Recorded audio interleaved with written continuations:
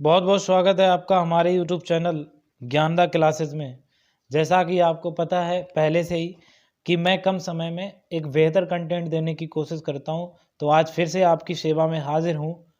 गंगा नदी से कह सकते हैं कि गंगा नदी अपवाह तंत्र से जितने भी प्रश्न एग्ज़ाम की दृष्टि से बेहद इम्पोर्टेंट हैं, बेहद इम्पोर्टेंट लगे हैं, वो प्रश्नों की सीरीज़ लेके फिर से आज आपकी सेवा में हाजिर हूँ और आप सभी का बेहद स्वागत करता हूं, भरपूर स्वागत करता हूं।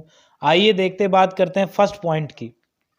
फर्स्ट पॉइंट हमारा बन रहा है कि गंगोत्री से लेकर बंगाल की खाड़ी तक की कुल लंबाई कितनी है। यदि एग्जाम्स में पूछा जाएगा कि गंगोत्री से लेके एग्जाम्स में पूछा जाएगा कि गंगोत्री से लेके बंगाल की खाड़ी तक की जो पॉइंट ऑफ व्यू की बात करें, जो लंबाई है वो कुल कितनी है, तो गंगोत्री से लेके बंगाल की खाड़ी तक की कुल लंबाई 2525 किलोमीटर हो जाएगी। कितनी हो जाएगी दोस्तों?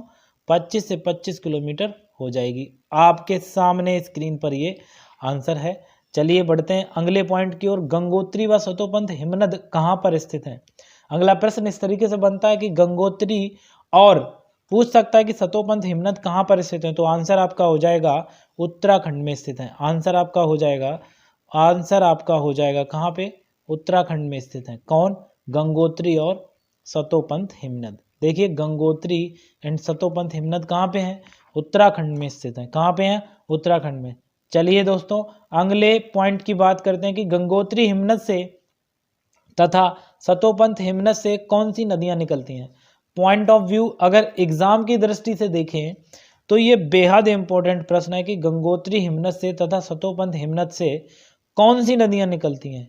आपको पता है गंगोत्री हिमनद से भागीरथी नदी व सतोपंथ हिमनद से अलकनंदा नदी निकलती है। देखिए आंसर आपके सामने है, आंसर कह सकते हैं कौन सा है? सतोपंथ हिमनद से कौन सी नदी निकलती है? अलकनंदा निकलती है। और भागीरथी से गंगोत्री से कौन सी निकलती है? भागीरथी निकलती है। ठीक है, चलिए बढ़ते हैं अगले पॉइंट की ओर। भागीरथी और अलकनंदा नदियां कहाँ पर एक स्थान पर एक दूसरे से मिलती हैं? ऐसा कौन सा स्थान है जहां पे भागीरथी और अलकनंदा नदियां मिलती हैं? तो आपको पता है कि आंसर होगा भागीरथी। आंसर हो जाएगा भागीरथी और अलकनंदा नदियां उत्तराखंड में देवप्रयाग नामक, कौन सा? देवप्रयाग नामक जो स्थान है वहां पे एक दूसरे से मिलती हैं। और ऐसा ही नहीं दोस्तों, सिर्फ और सिर्फ इतना ही नहीं, और जिससे गंगा नदी का विकास कहाँ से आरंभ हो जाता है? देवप्रयाग से गंगा नदी का विकास आरंभ हो जाता है। चलिए देखते हैं गंगा नदी किन किन देशों में प्रवाहित होती है। गंगा नदी किन किन देशों में प्रवाहित होती है? तो आपको पता है आंसर हो जाएगा गंगा नदी सिर्फ और सिर्फ दो देशों में प्रवाहित होती है। वो कौन कौन से? आपके भारत और बांग्लादेश। भारत और बांग्लादेश में प्रवाहित होती है गंगा नदी। आइए देखते हैं अगले पॉइंट की ओर। भारत में गंगा नदी को किन किन नामों से जाना जाता है? तो देखते हैं, सबसे पहले बात करते हैं कि भारत में किन किन नामों से जाना जाता है गंगा नदी को। उसके बाद हम देखेंगे कि बांग्लादेश में किस नाम से गंगा नदी को जाना जाता है। तो आंसर आपका हो जाएगा कि भारत में गंगा नदी को देव नदी कहा जाता है, जानवी भी कहा जाता है, भागीरथी भी कहा जाता है। तो आंसर आपकी स्क्रीन पे है, आप देख सकते हैं, आंसर आपके पास है। चलिए देखते हैं अगले पॉइंट के बारे में बात करते हैं। गंगा नदी को बांग्लादेश में किस नाम से जाना जाता है? मैं पहले ही आपको बताया, तो ये भी प्रश्न बहुत इंपॉर्टेंट है, बनता है कई बार। गंगा नदी को बांग्लादेश में किस नाम से जाना जाता है? तो आंसर हो जाएगा आपका गंगा नदी को बांग्लादेश में पद्मा के नाम से जाना जाता है। किसके नाम से जाना जाता है?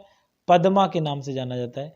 देख सकते हैं आप, आंसर आपके सामने है। गंगा नदी को बांग्लादेश में किस नाम से जाना जाता है? पद्मा के नाम से जाना जाता है। आइए अगले पॉइंट की बात करते हैं। गंगा नदी भारत के किन किन राज्यों में प्रवाहित होती है? तो देख लेते हैं गंगा नदी भारत के किन किन राज्यों में प्रवाहित होती है। देखिए मैंने हाईलाइट कलर कर रखे हैं इसमें। गंगा नदी भारत के 5 राज्यों में प्रवाहित होती है। कितने राज्यों में? 5 राज्यों में प्रवाहित होती है। उन 5 राज्यों में से कौन कौन से राज्य हैं? देखिए पहला आपका है उत्तराखंड, दूसरा है आपका उत्तर प्रदेश, तीसरा है आपका झारखंड, चौथा है आपका बिहार और पांचवा है आपका पश्चिम बंगाल।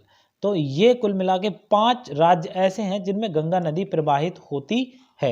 आइए अगले पॉइंट के बाद पॉइंट की बात करते हैं कि पश्चिम बंगाल में गंगा नदी को किस नाम से जाना जाता है। ये भी प्रश्न बनता है और कई बार बना भी है। पश्चिम बंगाल में गंगा नदी को किस नाम से जाना जाता है, तो आंसर आपके सामने है। आंसर आपका हो जाएगा कि गंगा नदी को अब यहाँ से एक दूसरा पॉइंट इसमें जोड़ा हुआ है मैंने, आप यहाँ देख सकते हैं क्या कहा जाता है, गंगा नदी को पश्चिम बंगाल में हुगली कहा जाता है। लेकिन कभी कभी आपसे ये भी पूछा जाए कि ये इम्पोर्टेंट थोड़ा सा और टिपिकल अगर बनाएगा तो ये प्रश्न बन जाएगा कि गंगा नदी की कौन सी धारा पश्चिम बंगाल में हुगली कहलाती है। तो आपका आंसर हो जाएगा गंगा नदी की जो धारा पश्चिम बंगाल में दक्षिण की ओर मुड़ती है, कौन सी दक्षिण की ओर मुड़ती है, उसी धारा को आप क्या कह देंगे, उसी धारा को आप क्या कह देंगे, उसी धारा को हम हुगली कहते हैं। उसी धारा को हम क्या कहते हैं, हुगली कहते हैं। आइए अगले पॉइंट ऑफ व्यू की बात करते हैं। गंगा नदी उत्तर प्रदेश तथा बिहार में किस जिले से प्रवेश करती है। ये प्रश्न बेहद इंपॉर्टेंट है, बहुत ही ज़्यादा इंपॉर्टेंट है। गंगा नदी उत्तर प्रदेश में तथा बिहार में किस जिले से प्रवेश करती है। उत्तर प्रदेश में प्रवाहित करती है, लेकिन कहाँ से उत्तर प्रदेश में प्रवाहित होती है, कहाँ से प्रवेश करती है, उसका जो प्रवेश द्वार है वो क्या है। अगर यही बात बिहार के साथ रखी जाएगी तो बिहार से भी किस जिले से बिहार में प्रवेश करती है, तो आंसर आपके स्क्रीन पे है। आंसर आपका हो जाएगा दोस्तों गंगा नदी बिजनौर जिले से उत्तर प्रदेश में प्रवेश करती है तथा बलिया जिले से बिहार जिले में प्रवेश करती है। आपके सामने है आंसर, और आंसर आपका हो जाएगा। इसी के साथ ये कम समय में बेहतर कंटेंट, एक छोटा टॉपिक बना के, क्योंकि दोस्तों आपको पता है कि पढ़ाई तो बड़े बड़े टॉपिक से बड़े बड़े टाइम के साथ करते हैं। अगर 2-3 घंटे की क्लास होती तो हम बोरिंग फील करते हैं, बट हम ज़्यादा लंबी क्लास करते नहीं हैं, कम समय में थोड़ा सा कंटेंट देते हैं और बेहतर कंटेंट आपको प्रदान कराने का हम जो अपना टारगेट रखते हैं। इसी के साथ आपको सेशन अच्छा लगा तो प्लीज़ लाइक, शेयर और कमेंट करें, अपने दोस्तों को भी भेजें ताकि आप सब इन प्रश्नों से अपने एग्ज़ाम को बहुत ही आसान बनाएं। आइए, धन्यवाद, थैंक्स फॉर वॉचिंग।